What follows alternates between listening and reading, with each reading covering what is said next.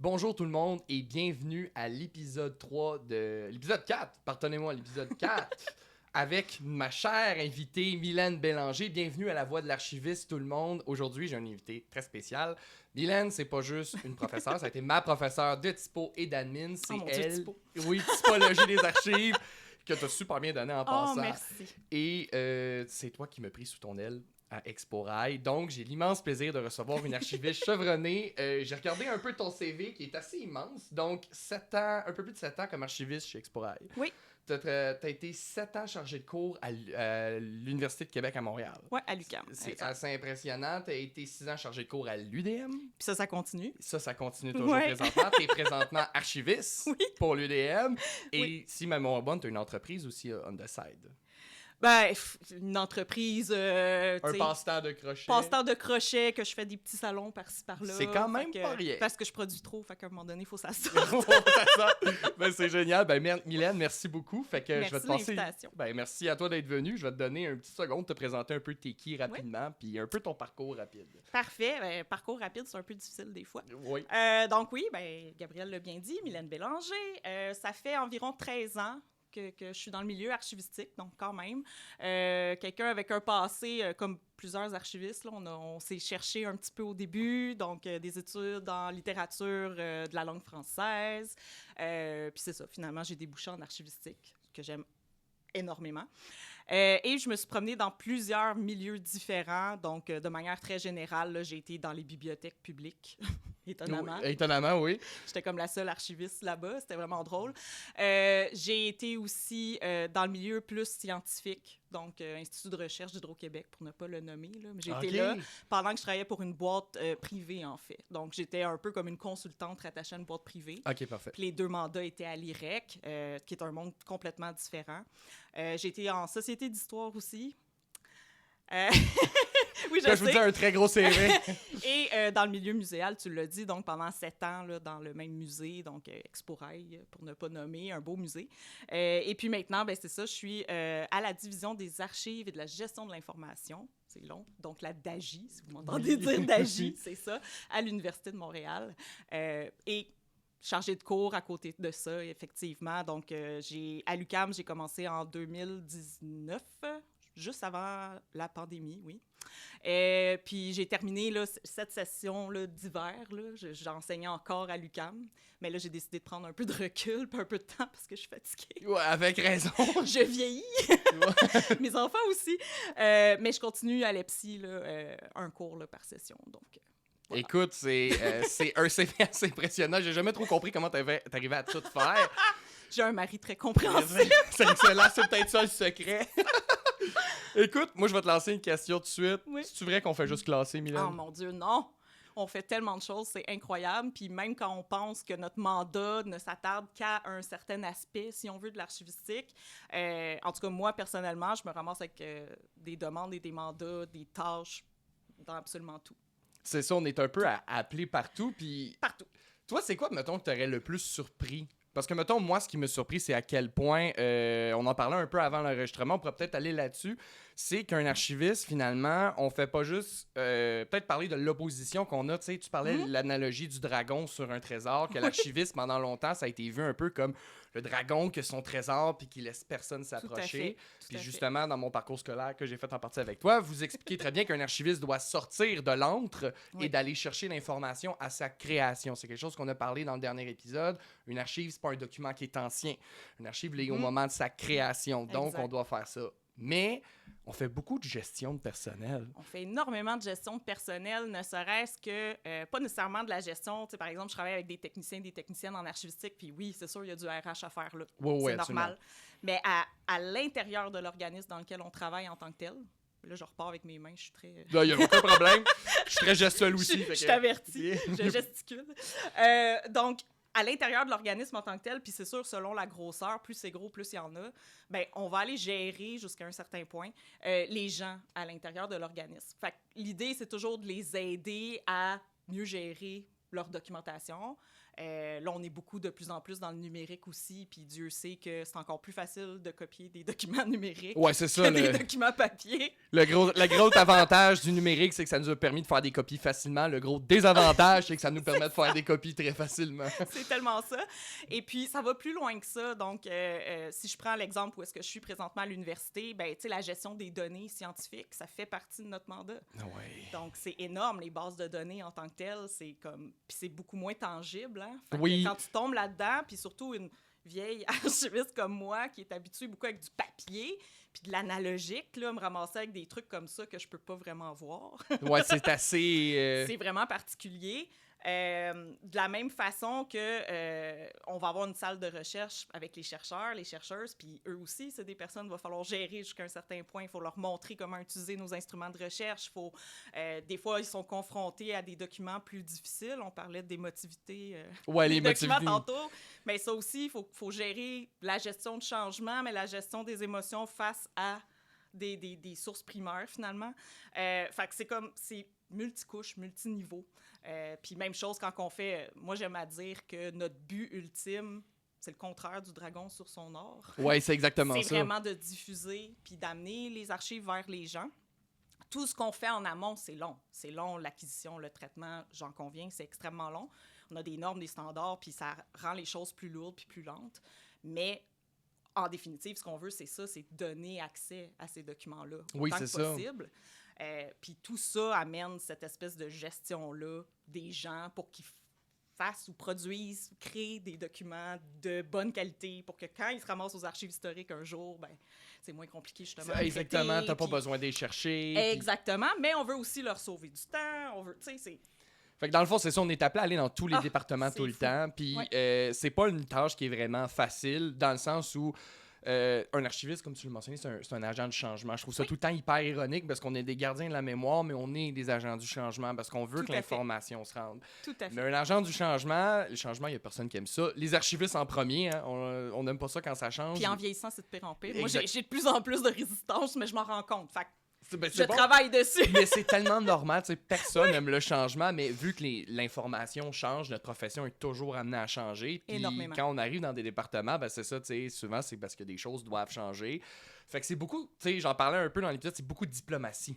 C'est confrontant pour les gens. C'est très confrontant, le métier d'archiviste. On est beaucoup dans la diplomatie. Il faut toujours aller chercher, justement, l'approbation. Mais pas juste l'approbation, mais il faut réussir à convaincre les gens sur des normes qui sont assez complexes, que par leur fonction, ben c'est normal, ils ne connaissent pas. C'est pas leur métier, c'est le nôtre. Mais finalement, c'est ça, un archiviste, là, ça fait beaucoup de choses en plus de la diplomatie. Énormément. Puis moi, là, j'ai envie de te lancer une question parce que tu as travaillé chez Exporail. Moi, en passant, j'ai eu le plaisir de travailler avec Exporail. Parlons préservation. Oh là là! Là, toi, je me souviens plus combien de locales d'archives tu avais chez Exporail. Je sais pas combien, mais il y avait une masse documentaire phénoménale. C'est le deuxième plus grand centre d'archives. Le deuxième, oui, dans les centres agréés. Là, je dois le mentionner, les services d'archives privés agréés, c'est le deuxième plus grand après le Centre canadien d'architecture, si je me trompe pas. Puis si c'est toujours le cas, dans les dernières années, je sais pas les acquisitions, ça a eu l'air de quoi. Mais effectivement, il y en avait tellement que dans le dépôt principal, qui était censé être le seul dépôt, en fait, d'archives, ça rentrait plus. Et donc, il a fallu aller gratter des espaces pour pouvoir préserver les documents, conserver les documents, ce qui faisait qu'on avait, écoute, si je me souviens bien, quelque chose comme 5-6 locaux différents. Remplis d'archives jusqu'au plafond. Là. Complètement remplis. Puis on faisait notre possible justement pour que la conservation se fasse adéquatement, mais c'est pas toujours évident. Puis on se doute bien qu'un système pour contrôler la température, l'humidité, ça coûte extrêmement cher. Fait que t'en as déjà un dans ton dépôt principal.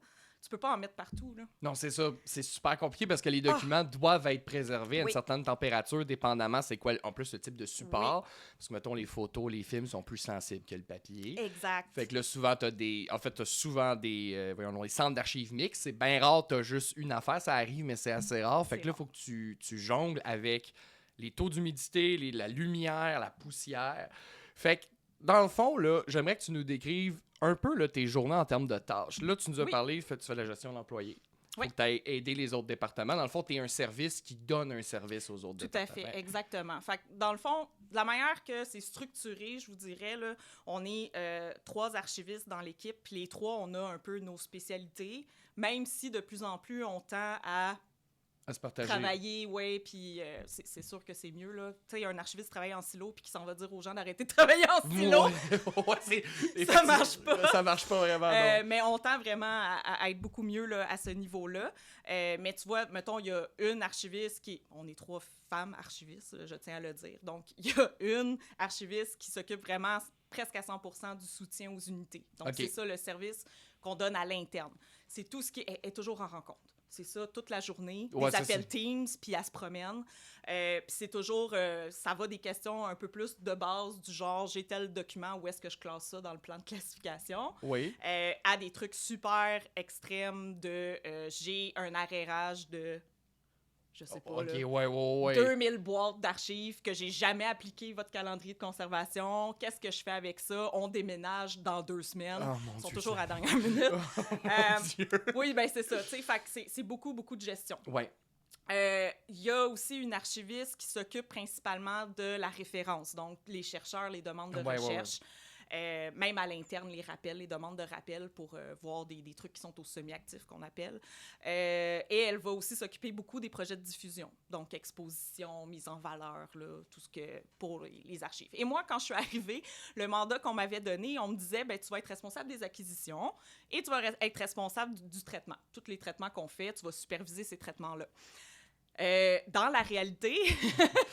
ça s'étend beaucoup plus que ça. Mais moi, ça fait mon affaire parce que j'aime ça jongler plein de dossiers en même temps, donc je me plains pas.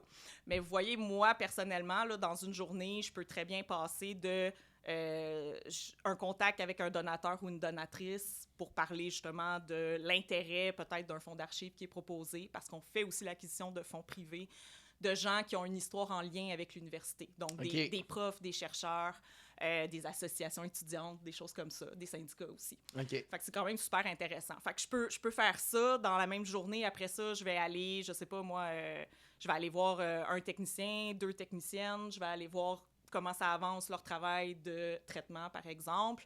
Je fais des révisions de règles de conservation. Donc, je vais avoir moi aussi des rencontres avec des unités pour parler avec eux de leur utilisation puis de leurs besoins par rapport à ces documents-là pour appliquer une bonne règle de conservation.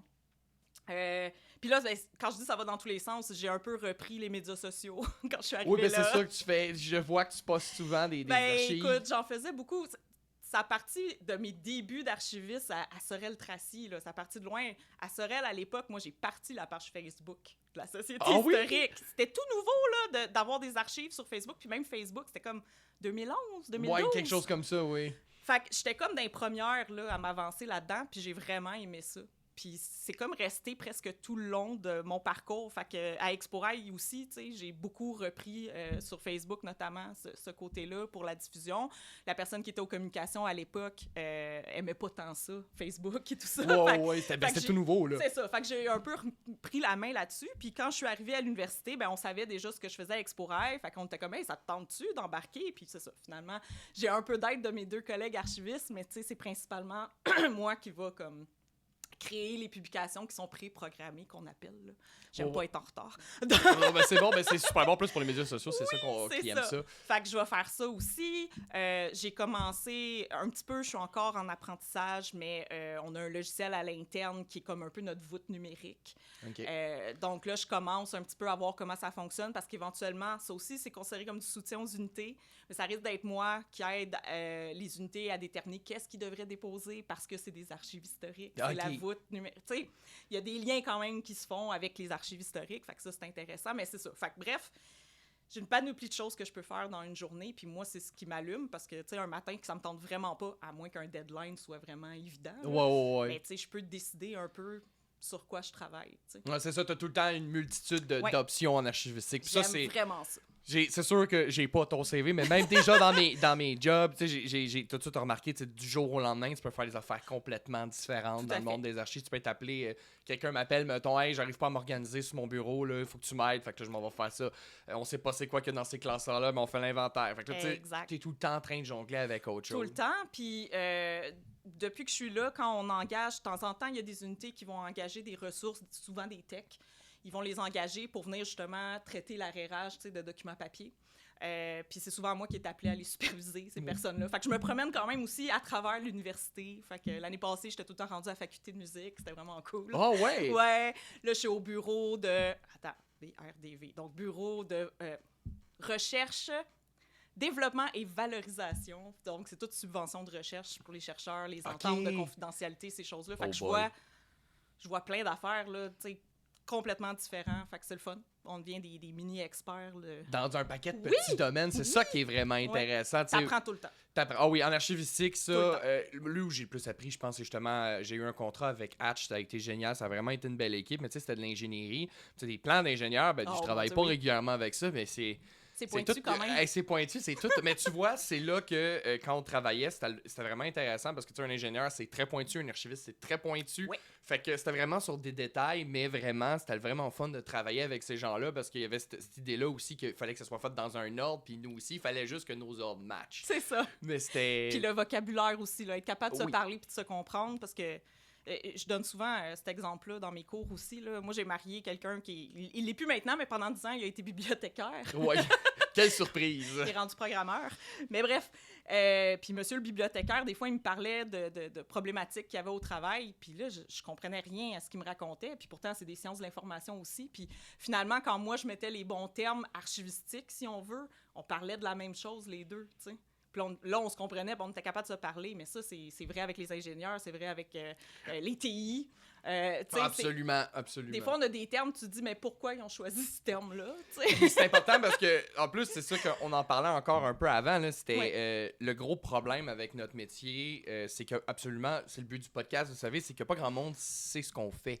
Puis c'est très difficile quand personne ne sait ce que tu fais, les gens viennent pas te chercher quand ils ont besoin d'aide, puis quand c'est le temps de parler, tu sais, mettons, je parle d'archives, je me souviendrai tout le temps au début des contrats. Les premiers contrats, j'ai besoin d'une archive, puis à fur et à mesure, j'ai une archive n'est pas un document ancien. Parce que les gens me disaient, mais j'ai pas de documents historiques, j'ai pas de vieux documents. Exact. Fait que c'est pour ça qu'on vient vous voir quand l'organigramme vient de sortir, le nouveau, puis on dit on a besoin de l'original, puis on veut une copie, puis c'était pas... Ben, la réalité, c'est qu'il y a beaucoup de documents qui, dès leur création... On sait déjà que ça va finir par être des archives historiques. Et c'est ça qui vont finir en conservation. Ou encore, toute leur vie va être comme entre les deux, façon de parler. Là. Ouais. C'est exemple des lettres patentes. Oui, c'est un très bon exemple. Tu fais des demandes de subvention, il va tout le temps falloir que tu retournes voir tes lettres patentes parce qu'ils ont besoin d'une copie, etc. Mais en même temps, c'est historique, ça va durer pour toujours. C'est la preuve que l'organisme a existé. Oui, c'est ça. Un autre exemple, je pense, ce serait comme les dossiers de propriété, qui sont actifs tant qu'ils existent, mais les propriétés, ils existent à moins qu'ils soient cédés, puis ils existent dans une autre propriété après. Exactement. Fait que tu as des documents qui restent toujours... Voilà. Puis les gens, mais même aux études, même les étudiants, quand je leur parle, on voit le cycle de vie des documents qui est très noir et blanc puis qui était très tranché. Mais la réalité, c'est pas ça. C'est extrêmement fluide. Puis ça se promène, là, tu sais. Fait qu'il y a certains documents, là, qu'ils vont être créés, vous l'utilisez, c'est des petits mémos, des trucs, le list to do de la journée, puis après ça, c'est plus bon, ça s'en va. Ouais. Mais... il y a bien des choses qui vont perdurer dans le temps, puis on s'en rend juste pas compte. C'est ça. Ça, c'est une affaire qu'on ne se rend pas compte. Ouais. Moi, ben là, c'est sûr, quand j'ai commencé mon parcours, bon, son archive, il y a beaucoup de documents. Mais la quantité d'informations qu'on produit est absolument phénoménale. Et là, tu parlais justement du calendrier de conservation. Je n'ai parlé un peu, cet outil qui nous permet, en fait, de détruire et savoir quoi détruire, soit savoir quoi garder. Oui. Et quand. Les lois.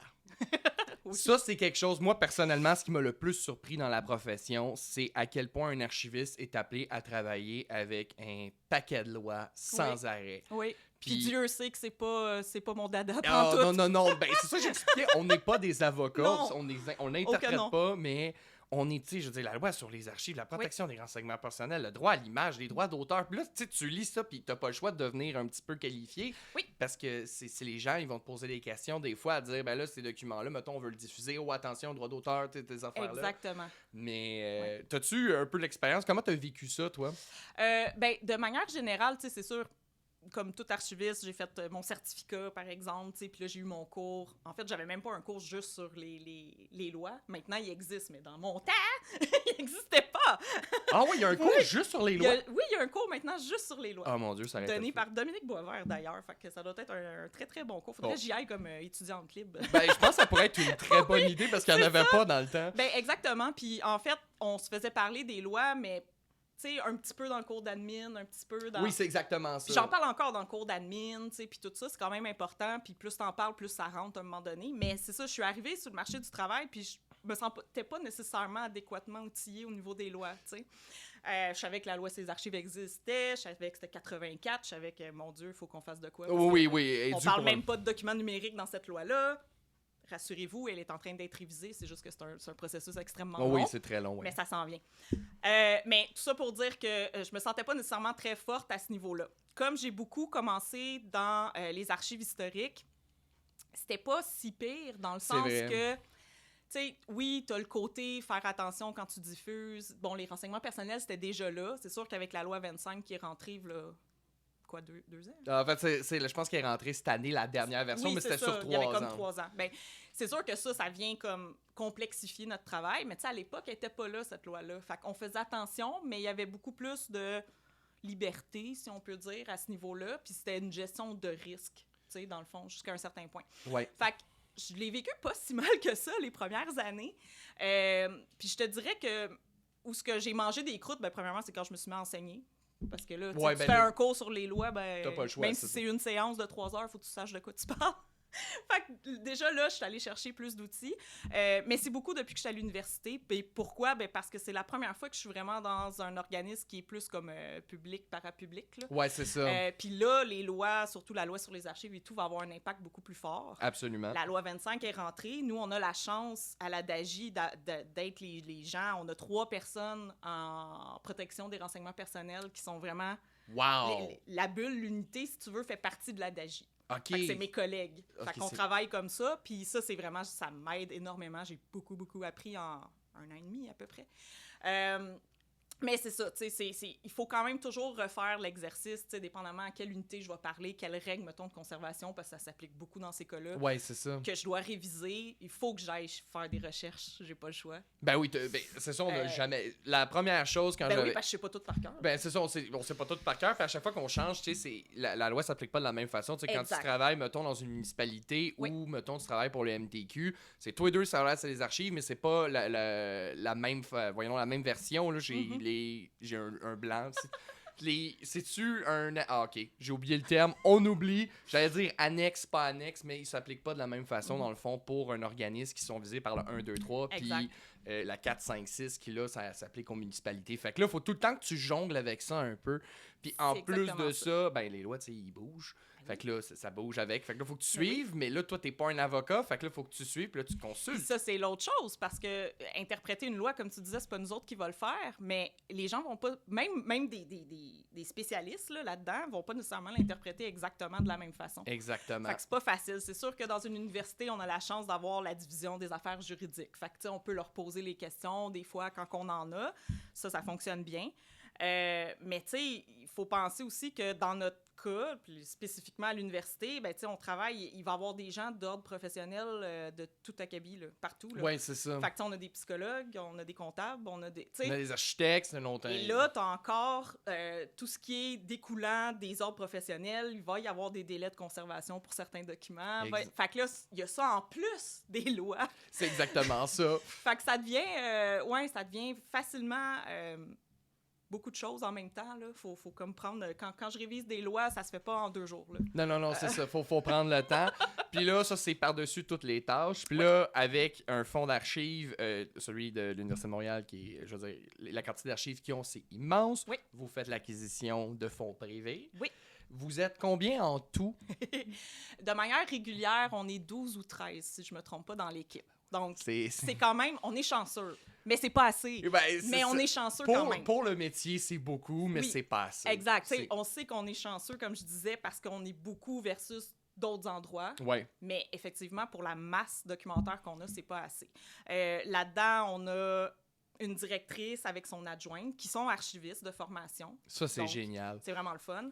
On est 3 archivistes, comme je disais, puis le reste de l'équipe, c'est des techniciens et techniciennes qui vont venir nous porter main forte, là, puis, tu sais, sans eux, on n'avancerait pas tant que ça. Oh oui, absolument, on a besoin d'idées. Oui, parce que finalement, on fait beaucoup de gestion, comme on disait, puis pas tant de job les mains dans les boîtes. Exactement. Ce qui est un peu triste des fois, on aimerait ça, mais... Oui, mais c'est vrai que c'est le fun. Tu sais, oui, c'est ça, mais on peut pas. On n'a pas nécessairement le temps de faire ça, tu sais. Puis là, ben, après ça s'ajoute, des fois, on a des subventions, fait que là, on va être capable d'engager quelqu'un, comme j'avais fait Expo-Rail pour toi. Oui, c'est en plein ça. C'est ça. Donc, même chose, tu sais, en ce moment, on a quelqu'un avec une subvention de BANQ pour traiter un fonds. Ah, ça, c'est le fun. Oui, c'est super le fun. On a quelqu'un d'autre sur un emploi-études. Qui fait de la numérisation de masse de photos incroyables. Là. Puis elle est tellement bonne, c'est ridicule. Merveilleux. Oui, puis on a un projet en plus pour lequel on a pu engager 4 personnes supplémentaires, mais leur mandat est très spécifique. OK, très spécifique. Très spécifique, fait qu'ils peuvent pas faire un peu de tout. Là. C'est vraiment, ils sont concentrés sur leur tâche principale, ce qui est parfait, tu sais. Puis ça, c'est dans un but ultime de diminuer justement cette masse documentaire-là qui est comme trop grosse. Parce que ça s'accumule avec le temps. C'est ça, puis ça, c'est un des gros enjeux parce que en archivistique, c'est premièrement, les locaux coûtent cher. Oui. Parce que, encore une fois, il faut qu'il y ait des conditions pour les préserver. Oui. Les boîtes coûtent cher, les dossiers... À la longue, la masse documentaire, le temps de chercher, on n'en parle pas assez souvent, mais le temps qu'on perd à chercher, ça coûte très cher. Extrêmement. Fait qu'il faut évidemment conserver ce qu'on doit conserver pour la conservation permanente, mais aussi il y a cet enjeu-là de détruire. Et c'est là que l'archivistique, moi, j'ai trouvé que, tu sais, avec un calendrier... Il y a une règle qui dit très clairement, puis des fois, c'est pas très clair la différence entre un type de dossier puis l'autre. Il y en a un qu'on jette, puis on a un qu'on garde 2 ans de plus, puis il faut jouer avec ça. C'est sûr que notre boîte, quand elle est mélangée, là, en termes de règles, c'est long, parce qu'il faut t'y trier un par un. C'est ça, exactement. Tu fais des boîtes par unité administrative, par règle, idéalement, ou du moins qui ont la même forme de délai, puis que, en tout cas... Puis la réalité aussi, c'est que justement, on manque de temps en général. On n'est pas assez de gens pour traiter tous ces fonds d'archives-là, par exemple. Fait que, tu sais, 2 fois peut-être par année, il va y avoir des éliminations de masse puis des versements aux archives historiques, tu sais, qui viennent du semi-actif. Mais ça va être beaucoup les boîtes qui sont dites homogènes, justement. Tu sais, qu'on sait que toute la boîte doit être éliminée ou toute la boîte. Puis là, ce qui est hétérogène puis qu'il faudrait prendre le temps de le faire, on n'a pas le temps. Fait que ça aussi, ça s'accumule puis ça prend de l'espace pour rien. Puis quand tu fais des recherches, ça complexifie encore toutes les choses, tu sais. Fait que c'est un de nos enjeux, en fait, au niveau de... Là, c'est super intéressant, tu parles avec les boîtes homogènes ou pas homogènes, parce que ça change tout. Pour vrai, là, quand j'ai une boîte, puis là, j'ai OK, le délai, c'est toute la même chose, c'est toute la même affaire que là-dedans, je sais c'est quelle règle, ça va super vite. Exact. Mais quand c'est pêle-mêle, puis là, il faut que tu reclasses dans des boîtes, puis ça, c'est excessivement long. Mais tu vois, là, ce que j'ai appris avec toi, puis avec mon parcours... Faut faire des choix quand on est en archivistique. Parce qu'on est une profession, on n'est pas beaucoup. Selon un sondage de 2021, on est 700 au Québec. On est très peu. L'information... C'est pour ça qu'on se connaît toutes. C'est pour ça qu'on se connaît toutes. L'archivistique, c'est vraiment une petite famille. On se connaît toutes parce qu'on est tout seul. Il y a beaucoup... L'information, elle n'a pas ralenti, vous le savez, j'en suis certain. Elle a explosé. C'est rendu... Moi, je mets tout le temps en parallèle... Aux États-Unis, ils ont comme un centre d'archives par président. Là, fait que chaque tweet, je vous laisse deviner quel président je parle, est une archive. Ça devient lourd. Il y a des coûts au niveau des serveurs, au niveau de la préservation, du traitement, de la gestion. Même l'écologie, tu sais. Si tu prends le temps de regarder ça, c'est ça aussi. Juste d'envoyer un courriel, là, je me souviens plus, c'est comme si on allumait je sais plus combien d'ampoules, faudrait que je retourne voir. Là, Écoute, c'est incroyable, tu sais. Fait que quand tu le sais, tu y repenses à 2 fois. T'sais, on est tellement rapide, surtout avec le télétravail puis tout ça, mais envoyer un courriel pour dire oui. Ah oui, c'est ça. Ouais, voilà, je suis entièrement d'accord avec toi. Fait que c'est la même chose, tout ce qui est numérique, puis qu'on doit conserver sur des serveurs protégés, puis etc. Et puis il faut refroidir ça, ces serveurs, ça coûte tellement cher, juste en électricité, juste le maintenir. C'est incroyable. Puis là, si on sait que déjà à la base, le papier, il y a du retard de choses qui devraient être détruites qui ne sont pas, imagine dans le numérique. Oui, puis là, c'est pas aussi rapide, façon de parler. Ton fichier, il faut que tu l'ouvres à chaque fois là, pour voir c'est quoi le document, parce que peut-être qu'il est pas bien nommé. Ah oui, puis ça, c'est... Oui. Puis je pense que c'est pire avec le numérique, je trouve. Je pense que c'est pire. Avec le numérique, parce que des fois, quand on fait tout le temps le bac en archivistique, quand on soit des dossiers, des fois, les noms, c'est divers ou variables. Puis là, on se dit, non, c'est pas un vrai titre, faut en mettre un. Mais dans les fichiers, souvent, c'est juste des codes de chiffres. Fait que là, tu double-cliques. OK, c'est ça. Tu le renommes. Deuxième minute, tu fais ça fichier par fichier. Long. C'est très, puis très c'est long. abrutissant aussi. Là. Peu importe c'est qui le fait, à un moment donné, tu vois plus clair. Là. Je vais te donner le meilleur nom que j'ai trouvé, là, parce que tu parles de divers puis tout ça. Là. Dans la dernière année, moi, le meilleur que j'ai trouvé, j'ai ouvert un dossier et le dossier s'appelle « Dossier ». Je te jure que son nom, c'était Dossier. J'ai trouvé ça extraordinaire. Oh mon Dieu, Seigneur. Extraordinaire. J'ai pris une photo, puis c'est rendu dans mes PowerPoint, dans mes cours, parce que je trouve ça... Hey, peux-tu m'emmener le dossier qui s'appelle Dossier, s'il te plaît? C'est excellent. Puis, écoute, il y en a tellement, là, moi. Puis je pense qu'on pourrait aller là-dessus. Je t'avais posé la petite question. Dans le fond, moi, je vais poser une question à toutes mes invités, qui est de... C'était quoi ton pire scénario archivistique? Mon Dieu. Si tu veux y réfléchir un peu, moi, j'en ai un à compter. Oh, vas-y, Il était absolument génial. Parce que j'en ai plusieurs, faut que je les termine en 13 Tu peux en dire plus qu'un. Tu peux en dire plus qu'un. Moi, si tu parles de dossier, moi, écoute, on avait reçu comme 50 boîtes en in extremis, puis il fallait faire le déclassement maintenant. Il fallait appliquer le calendrier de conservation pour être plus clair, puis savoir où on l'envoie. Est-ce qu'on jette, est-ce qu'on envoie dans un centre où il sera conservé en semi-actif ou en conservation permanente. Il y avait des scies mécaniques dans les dossiers. Fait que là, moi, je mets ma main dans le dossier, puis je sors la scie, puis là, je me tourne vers mes collègues. Je fais comme, hey, je m'excuse, je suis un peu raqué. C'est quoi le délai de conservation pour les scies? La face de ma supérieure qui tombe. On commence à sortir des tournevis. Les dossiers étaient fusionnés dans le plâtre. Probablement que c'était dans un garage à quelque part. Oui. C'était un moment très cocasse. Probablement. Mais ça, de retrouver des choses particulières qui n'ont pas d'affaires là, j'en ai entendu de gens... à gauche, à droite, tu sais, une urne de vote qui est scellée après, puis que quand l'archiviste l'ouvre, après je sais pas combien d'années, il y a comme un vieux restant de sandwich Subway. Comment ça se fait que quelqu'un a rentré ça dans l'urne de vote? Comment ça s'est ramassé là? J'ai déjà eu dans une boîte, tu sais, des vieux dentiers, ça m'est arrivé, des vieilles brosses à dents. Écoute, je connais des gens, tu sais, des vieux bas collants.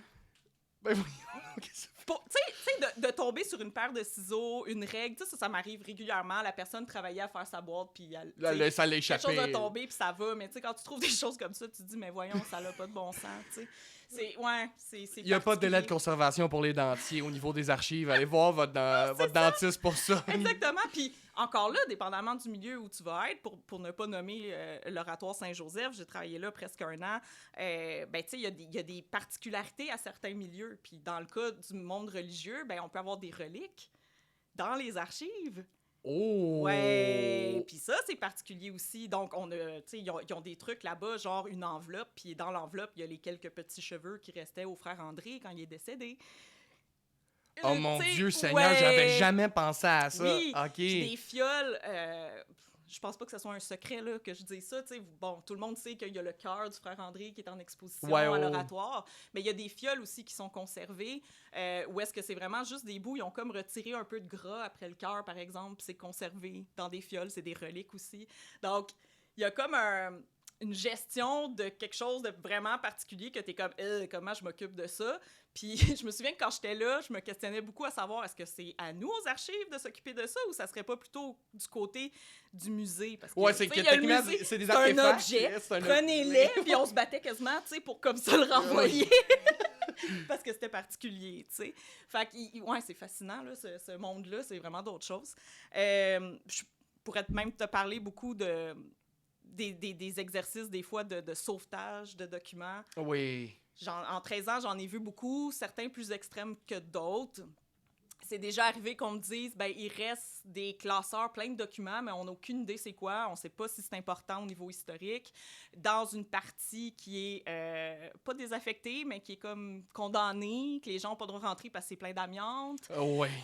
Puis là, t'es comme, OK. Puis là, il faudrait vraiment aller les chercher. Fait que là, on se met des masques, puis on se croise les doigts pour pas tomber malade, pogner je sais pas quoi. Puis c'est comme un film d'horreur, là. T'arrives là, tout est placardé. Puis il y a plein de bouts de plastique partout. Les gens sont partis relativement rapidement. Fait qu'il y a du mobilier qui a été déménagé, mais il y en a d'autres qui sont restés sur place. Il y a des déchets par terre. C'est vraiment comme un film d'horreur. C'est ça. Tu sais, t'attends le zombie là, dans le coin. C'est quasiment ça. Mais on était 4, puis on est rentré là avec des boîtes, puis vite, vide les classeurs, puis ramène ça, puis mets ça en quarantaine, parce que là, tu te dis... Ben oui, absolument, t'as pas le choix. Tu sais, fait j'ai vécu des affaires comme ça où... Un autre exemple, il y avait eu des rénovations dans le bâtiment. Puis ils ont eu la drôle d'idée d'emmurer un radiateur à eau fonctionnel, OK, pour faire le chauffage. Donc, il était dans le mur, dans un trou dans le mur. OK. Mais ils ont fermé le mur. J'ai jamais compris, OK, c'est bon, ouais. Tout ça pour dire que durant le congé des fêtes, Oh non. Le radiateur explose. Oh mon Dieu, non. Et c'est au 2e étage. Et donc, ça tombe comme une chute d'eau par l'escalier en bas. Direct où les archives étaient. Ben, on a comme été chanceux dans la malchance parce que c'est tombé juste sur des ouvrages de référence. OK. Fait que des ouvrages de référence qui coûtent cher, là, des affaires épaisses comme ça, des encyclopédies puis tout, mais ça coûte de l'argent, mais tu peux les C'est les ça, remplacer. les ouvrages de référence, il y a tout le temps Mais une c'était copie. très proche des livres rares, c'était Ah, pas mon- tant les archives étaient au 2e, fait que ça, on était correct. OK. Mais tu sais, c'est ça. Puis on m'a jamais appelé, moi je l'ai su quand je suis revenue de mes vacances. Puis là, je leur dis, ben voyons, parce que là, il y a rien qui a été fait à part passer la mop, là. Tu sais, Ben- on aurait pu ouvrir les ouvrages, mettre des ventilateurs, Ah, tu sais, c'est ça. essayer de Combattre d'en sauver. l'humidité. Ouais. Il y a rien qui a été fait de ça, juste ça a été nettoyé. Mais on voulait pas te déranger, t'étais en vacances. Oui, non, mais ça, c'est un méchant bon point. On pourrait peut-être un peu décortiquer ça. Seigneur! L'humidité, c'est une des pires facteurs pour Oui. les archives. Ça l'amène, en fait, ça peut amener la moisissure, ça Oui. détériore, puis les fluctuations d'humidité, c'est ce qu'il y a de pire. Oui. Quand il y a des dégâts d'eau sur les documents, ça peut être catastrophique, là, parce qu'en plus, ce qui est important, c'est que la moisissure, si t'es affecté, ben pas toi, là, mais si le document, le document est affecté, il y a 50% plus de chances de le redevenir plus Oui. tard. Ça va se réactiver Exact. s'il est dans des mauvaises conditions encore. Ouais. Exactement. Ouais, Fait c'est que comme dormant. c'est ça, c'est dormant, puis tu condamnes tes archives. Fait que quand il y a un dégât d'eau, appelez votre archiviste. Il faut, Même s'il est en vacances. c'est parce qu'il faut intervenir vite parce qu'on n'a pas Oui. grand temps. Puis si on laisse ça traîner, justement, ben en fait, le moisi, c'est que moi, je l'ai connu dans, tu sais, je veux dire, des appartements, des affaires de même. Ben oui. C'est déjà pas agréable Moi pour un aussi. être humain. Et voilà. Pour les archives, c'est aussi pire, là. Ah oui. Fait que, pour vrai, ça c'est des cauchemars, ça, à faire. Oui, puis, tu sais, c'est souvent ce qu'on va faire quand il y a des traces de moisissure, comme tu disais, c'est qu'on va les confiner, on va les mettre dans 2 ziplocs, genre, puis tout ça, puis ça sera jamais réouvert, mais on les conserve quand même. Puis des fois, je me dis, mais, tu sais, rendu là, pourquoi on les conserve quand même? Parce qu'on les laissera pas se faire consulter, tu sais, on fera rien avec ça, là. Oui, c'est super. Fait que, je veux dire, je sais qu'il y a moyen, mettons, le Centre de conservation de Québec, Oui. ils peuvent faire des espèces de bains chimiques là, pour enlever la moisissure, mais, tu Mais- sais, c'est super cher. Ça coûte très cher. Puis non seulement ça, mais ton bain chimique, dépendamment le médium qui est utilisé, par exemple, sur le papier puis tout, mais ça peut juste comme ton encre s'en va. Ton encre, puis, c'est exactement tu sais, je veux ça. dire, ça n'a rien donné. tu Fait que sais. ça condamne Ouais. un peu. Fait que ça, c'est une affaire bien importante qu'on a Ouais. parlé dans le podcast, que tous vos archivistes vont vous dire, on est dans la prévention. Toujours. Parce que quand ça pète, pour prendre le Québécis, c'est très difficile de reconstruire l'information, puis ça coûte excessivement cher. Extrêmement cher, Puis- effectivement. Je pense que c'est une bonne allée à aller venir, les coûts en archivistique. En passant, je veux vous raconter une petite histoire qui est arrivée avec Mylène. Puis Mylène, moi j'ai fait mon stage avec Mylène, OK? Puis moi, tu sais, quand je suis sorti de l'université, moi j'étais un élève de la pandémie, j'avais jamais touché une boîte d'archives, puis j'étais excité, j'avais vraiment hâte. Mon stage, je l'ai adoré. Moi, c'est chez ton stage, j'ai fait, OK, c'est ma profession. J'ai touché à du matériel de préservation. Fait que là, moi, j'ai une collection de M. Laurando, c'est ça son nom? Laurando, c'est en plein ça. Une super belle collection. Il avait Oui. super bien classé ça. Ah oui, Moi, on je prend soin. Il en a vraiment bien pris soin. Puis je commence à appliquer beaucoup de matériel de préservation. Énormément. Parce que je me dis, hey, il faut tout préserver, il faut tout préserver. Oui. Puis tu sais, le syndrome en archivistique, les profs nous le disent tout. Hein? Quand tu vas avoir ta première boîte, tu vas vouloir tunnel vision dans ta boîte. Faut pas que tu fasses. La première chose que j'ai fait, il y avait comme juste cette boîte-là. Je pense 2 semaines après, t'es arrivé. T'as-tu fait ton exploration de boîte? Puis j'ai fait, je m'y mets tout de suite.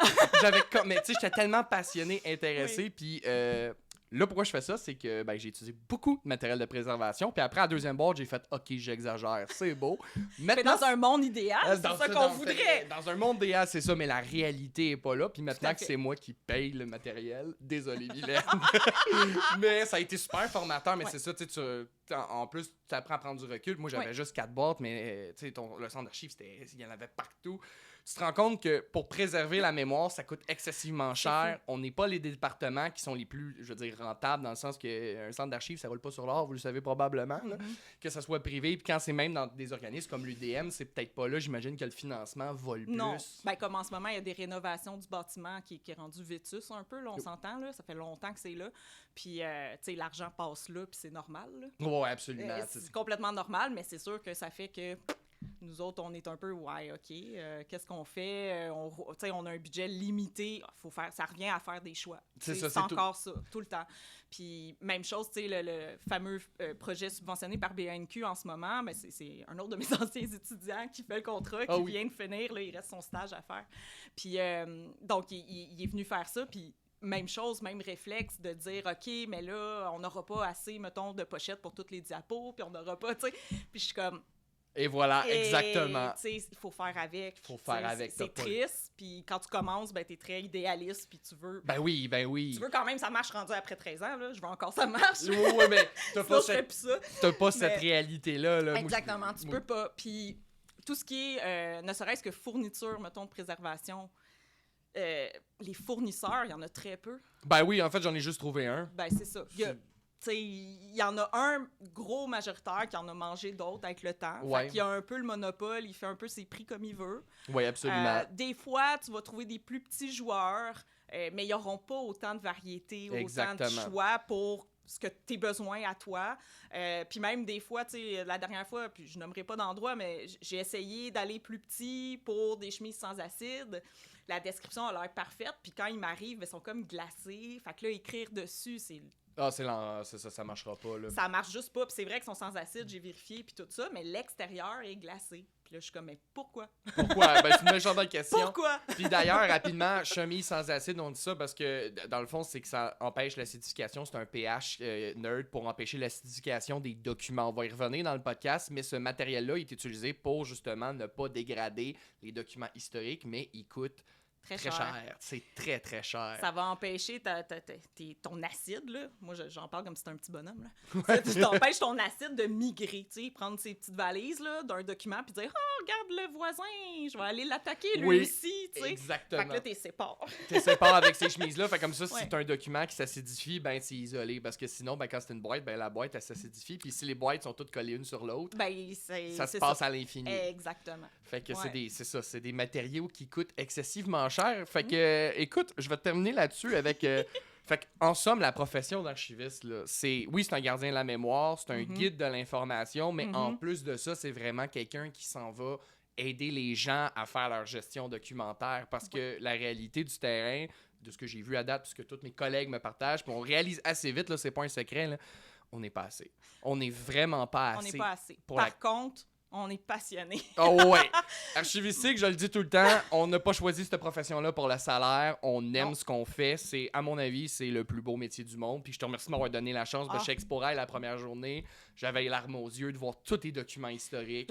Je mentionnerais que j'ai essayé de retourner le chercher à d'autres endroits par après, là, parce qu'il me lance beaucoup de fleurs, mais Gabriel est excellent aussi dans son travail. Ben, merci beaucoup, parce que écoute, c'est la meilleure, je vous le dis, c'est la meilleure job au monde. Vous n'êtes pas archiviste, vous le regrettez en ce moment.